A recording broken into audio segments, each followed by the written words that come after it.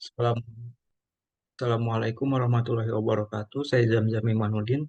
Saya akan mempresentasikan hasil penelitian saya yang berjudul Implementasi Standar Industri Hijau pada Industri Penyamakan Kulit, Studi Kasus Industri Penyamakan Kulit di PT Elko Indonesia Sejahtera.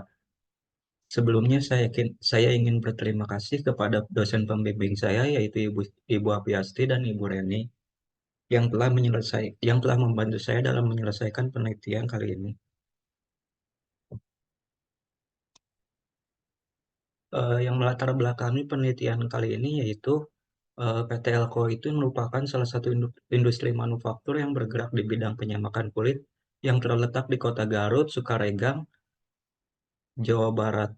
Yang menjadi latar belakang yaitu permasalahan lingkungan. Yang pertama terdapat beberapa penumpukan limbah padat, limbah cair, dan bau yang tidak sedap di sekitar area produksi, lingkungan masyarakat, dan di sekitar lantai produksi perusahaan atau area BIM house.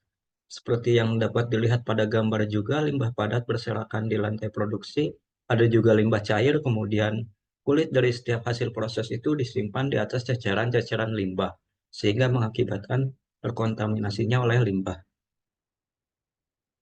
Menjadi rumusan masalah yang pertama yaitu apa saja perbedaan penerapan standar industri hijau pada proses BIM house di PT Elko dengan regulasi yang mengaturnya. Yang kedua itu bagaimana kelayakan proses operasional perusahaan dalam penerapan SIH atau standar industri hijau.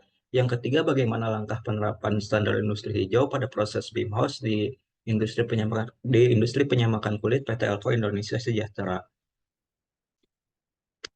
Pada metode penelitian, penelitian dibagi ke dalam beberapa permasalahan, yaitu yang pertama dimulai dari studi pendahuluan, kemudian ada pengumpulan data, pengolahan data, analisis, dan kesimpulan. Dalam studi pendahuluan, terdapat studi literatur hingga kerangka berpikir. Kemudian dalam pengumpulan data, data-data yang diperlukan yaitu berupa data-data aspek teknis yang mana yang pertama ada bahan baku, yang kedua ada bahan kimia kulit, yang ketiga ada penggunaan energi, penggunaan air, proses produksi, kemasan, serta pengelolaan limbah. Dalam pengolahan data, data-data tersebut dibandingkan dengan aspek yang mengatur regulasi yang mengaturnya SIH yaitu Permen PRI nomor 37 tahun 2019. Kemudian dari hasil tersebut akan didapatkan beberapa gap yang mana gap tersebut akan dijadikan sebagai sumber untuk membuat evaluasi langkah prosedur penerapan industri hijau pada proses BIM house. Kemudian terdapat analisis, saran, maupun pembahasan. Berdasarkan hasil perbandingan, di sini dapat diketahui bahwa dari ketujuh aspek dan terdapat beberapa indikator yang menjadi indikator yang terdapat pada regulasi Permen PRI nomor 37 tahun 2019. Di sini dapat dilihat bahwa PT Elko tidak memenuhi indikator ketujuh indikator secara sempurna atau secara 100%. Namun pada pengelolaan limbah cair, PT Elko hanya memenuhi 50%, yaitu karena kepemilikan IPAL atau instalasi pengolahan air limbah. Sehingga dari hasil tersebut dapat disimpulkan bahwa PT Elko memang tidak memenuhi standar kelayakan industri penyamakan kulit, standar industri hijau, industri penyamakan kulit. Maka di sini dilanjutkan dengan evaluasi berupa pembuatan SOP untuk mengatur atau untuk menerapkan standar industri hijau pada proses BIM house.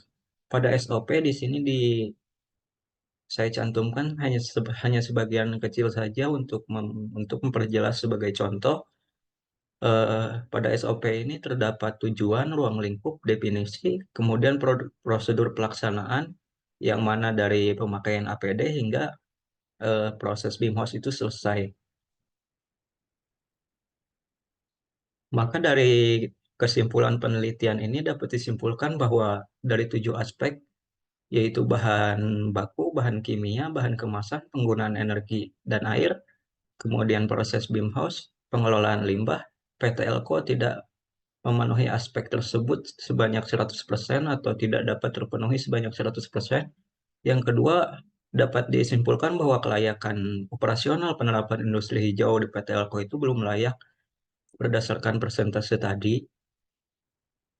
Hanya saja PT Elko memenuhi pengelolaan limbah sebesar 50% karena kepemilikan IPAL, sisanya sebesar 0%, artinya PT Elko tidak layak. Kemudian yang ketiga, perancangan SOP ini dilakukan pada aspek bahan baku, bahan kimia, bahan kemasan, penggunaan energi dan air, proses BIM-house, serta pengelolaan limbah untuk membantu perusahaan memudahkan sebagai acuan standar industri hijau atau sebagai acuan penerapan standar industri hijau pada proses BIM-house.